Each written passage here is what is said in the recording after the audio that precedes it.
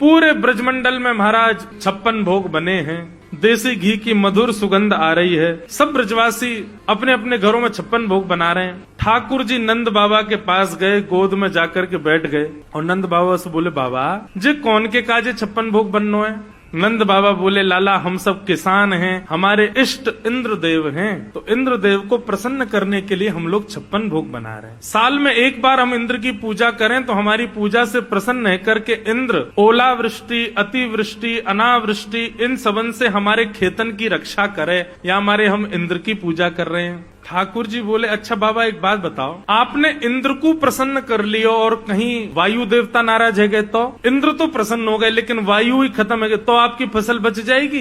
बोले नहीं। तो फिर वायु देवता की भी पूजा करो। तो इंद्र देवता की भी, वायु देवता की भी। और बाबा एक बात और सुनो, कहीं इंद्र देवता प्रसन्न है गए, वायु देवता प्रसन्न है गए और सूर्य देवता नाराज है गए और वो सोचे कि मैं तो प्रकट ही नहीं हूँ, तो आपकी फसल है जाएगी, आपकी खेती बाड़ी है जाएगी? बोले नहीं, सूर्य का प्रकाश तो चाहिए। तो फिर तीसरे सूर्य देवता की भी पूजा करो।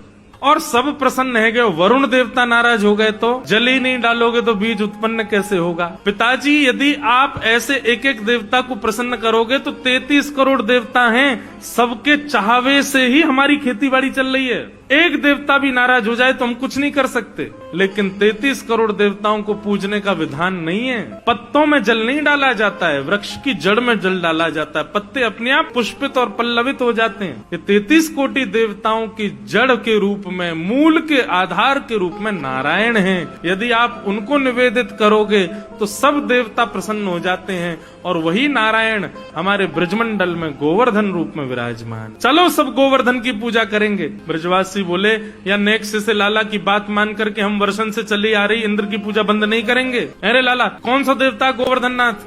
बोले साक्षात नारायण ही हमारे ब्रजमंडल में गोवर्धन रूप में विराज रहे हैं। लाला कहीं इंद्र नाराज है गए तो?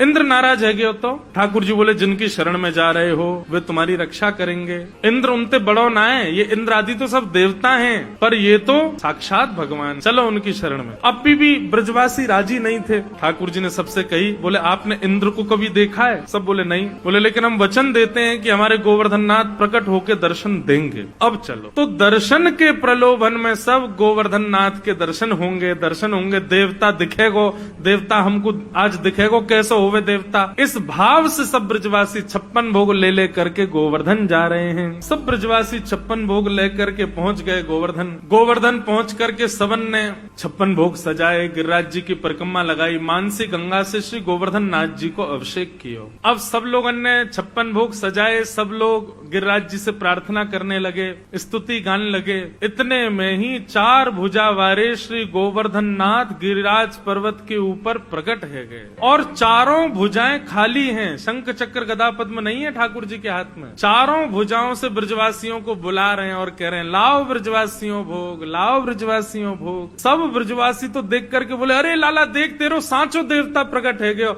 अरे भैया हमने तो जीवन में पहली बार देवता देखो, देखियो कैसो प्रकाश आ रहा है यहाँ में थे। सब ब्रजवासी अपने अपने घर की सामग्री लेकर के जा रहे हैं, अपने हाथ से गिरिराज जी को पवा रहे हैं। आप ही पूजे आप पुजावे। ठाकुर जी खुद ही पूजा कर रहे हैं, खुद को ही पुजवा रहे हैं। 2 रूप से खड़े हैं, एक रूप से गिरिराज जी पे, एक रूप से नीचे।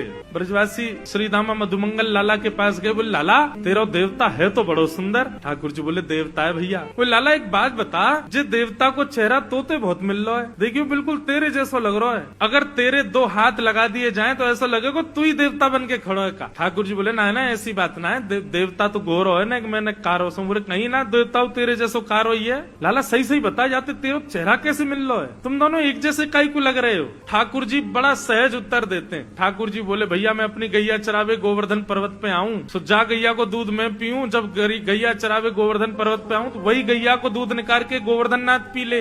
एक ही गैया को दूध हम दोनों पी में, हमारो चेहरा मिले। श्रीदामा बोलो, लाला जे कोई बात तो है ना, एक गैया को दूध पीवे तो चेहरा कैसे मिले? बोले जैसे मैया को दूध पीवे थे बहन भैया को चेहरा मिल जाए, वैसे गैया को दूध पीवे थे मेरा और गिरिराज जी को चेहरा मिले। मधुमंगल श्रीधाम बोले, लाला तो फिर बछड़ान को चेहरा क्यों ना मिल लो हम थे? ये बछड़ा बछिया अब ऐसे मोह नंबो करके क्यों चले, जो तो गैया को दूध पी में। लाला सांची बताइए तेरो चेहरा कैसे मिल लो जाते? ठाकुर जी बोले, यही बात है और कोई बात ना है। ठाकुर जी बात वहीं रोक करके कहीं और चले गए। लेकिन ब्रजवासियों का भोलापन देखो, इतने में नारद जी आए और 56 भोग में से कुछ सामग्री लेके इंद्र के पास चले गए। इंद्र से बोले, और इंद्र क्या हालचाल तुम्हारे? इंद्र बोले, बढ़िया, हाथ आगे करो जरा। इंद्र ने हाथ आगे किया, बोले लो मोहन थार खाओ। इंद्र ने मोहन थार खाई, बड़ी बढ़िया, कहाँ से लाए? बोले बढ़िया लग रही है। बोले हाँ। बोले लो पेड़ा खाओ, लो रसगुल्ला खाओ, एक कलाकंद खाओ, रबड़ी खाओ। इंद्र बोला, महाराज आनंद आ गया, कहाँ से लाए हो इतना स्वादिष्ट? बोले तुमको स्वाद तो पता होगा, थोड़ा स्वाद समझ नहीं आ रहा तुम्हारे?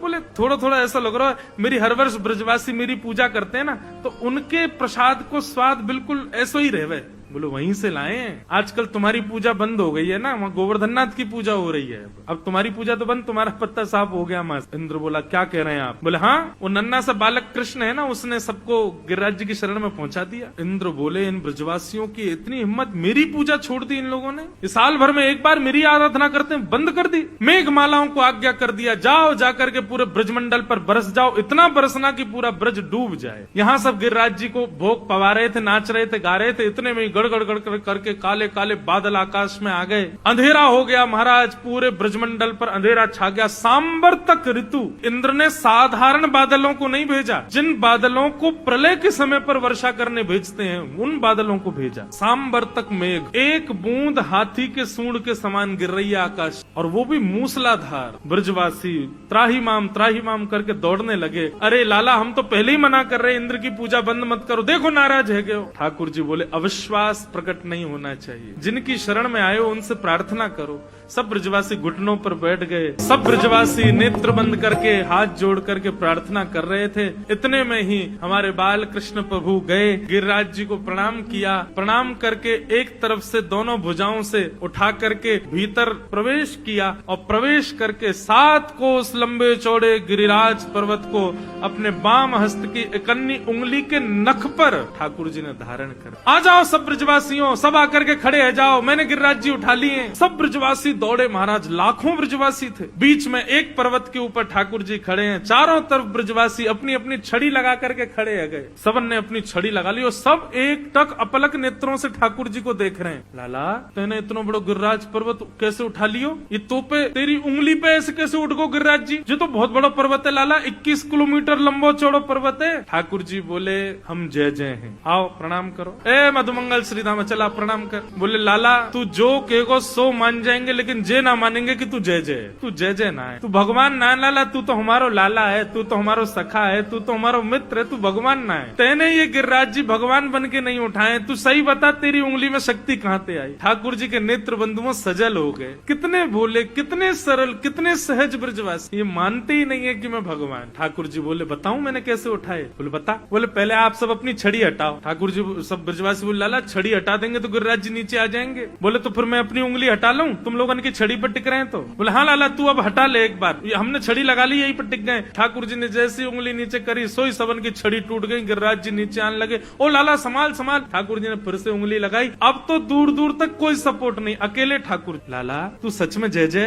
हम प्रणाम करो। ब्रजवासी बोले, सच बता लाला, आनंद मत लेवे हमते, तू बता दे तू कौन है? तो तू है तो हमारो लाला, जे बता तू बस शक्ति कहाँ ते आई? कछु माखन को बल बढ़ो, और कछु आप गोप ग्वालन ने मेरी सहायता करी। सब गोप ग्वाल बोले, लाला तू माखन तो बहुत खावे, बासे तेरो बल बढ़ो, ये तो समझ में आ गई, पर कछु गोपन करी सहाय, हम ग्वाल वालन ने तेरी कहा सहायता करी लाला? बोले आप सब लोग टकटकी लगा के मुझको देख रहे थे, अपलक नेत्रों से मुझको देख रहे थे, तो आप सबके नेत्रों से आप सबकी शक्ति निकल करके मेरे भीतर आ गई। लाखों ब्रजवासियों मुझको देख रहे हो, सबकी शक्ति मेरे भीतर आ गई, और मैंने अपनी इकन्नी उंगली पे गिरिराज जी उठा लिए। वास्तव में ये मेरो बल नहीं है, आप सब ब्रजवासी मुंह को देख रहे हो ना, तो आप सब उनको बली मुंह में आ गए हो। और ब्रजवासी इस बात को मान गए। तभी हम कहें लाला आजकल हम कमजोर कैसे है गए? आजकल घबराहट है जाए हमें बहुत जल्दी, नेक चले सांस फूल जाए, हम कहें भैया इतनी कमजोरी कहाँ से आ गई? अब तो चली शक्ति लाला ने चुरा ली है हमारी। हाँ लाला जे बात सही है, तू जय जय ना है, हमारे बलते तेने गिरिराज जी उठा।